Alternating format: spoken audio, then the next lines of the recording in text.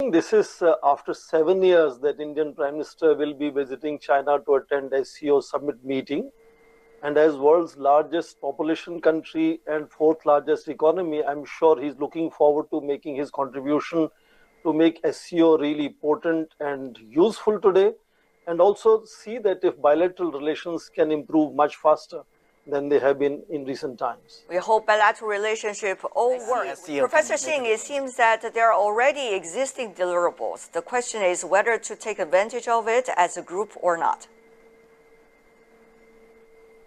Indeed, if you look at China's on trade with the Shanghai Cooperation Organization member states, in last 24 years, it has gone up 28 times.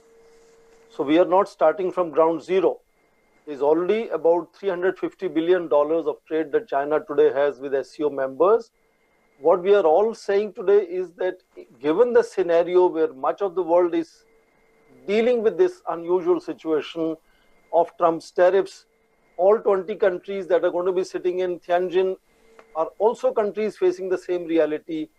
They will have to focus much more on trade facilitation, market access, technology sharing, and so on, so that they can help each other in enhancing not just these 20 countries, but also much of the larger global South countries to enhance South-South cooperation.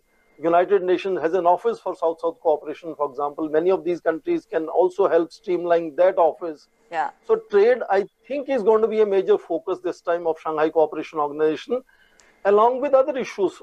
It's not that they will not talk about climate change. It's not that they will not talk about terrorism or energy security and other issues. But trade focus will be, I think, inordinately different this time when summit meeting meets in Tianjin. And some of these are powerful economies, powerful energy suppliers, powerful energy consumers. They can definitely enhance, as Professor Barakat just said, Middle East countries are no longer supplying oil to Western G7 countries. They are supplying much more to the countries in the East Asia, Indo-Pacific region. So how they can enhance their mutual advantage and help each other, that is where the very template, the very conceptualization of Shanghai Cooperation Organization is new and more contemporaneous. Okay, let's go to you, Professor Singh. Shanghai Cooperation Organization in 2001 was set up to deal primarily with issues of energy security and terrorism. And both of these issues remain clearly very, very significant even today. But I assume the whole world today is concerned with the Trump tariffs.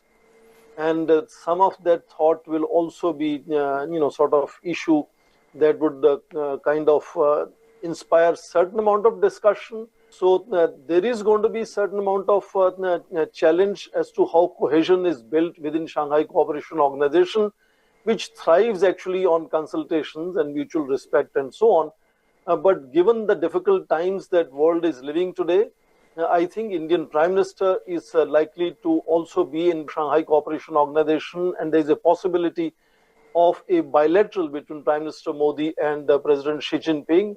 Also, there could be a trilateral of President Putin, President Xi Jinping, and Prime Minister Modi. So there are multiple alignments and realignments that are taking place in a very difficult scenario at international level now. And in that, I think this Shanghai Cooperation Organization, which is world's largest regional organization, accounting for about 42% of population, 24% of area, 23% of GDP, and so on. And I think this particular meeting is also Shanghai Cooperation Organization's largest meeting, involving 20 nations, including 10 members and 10 international organizations.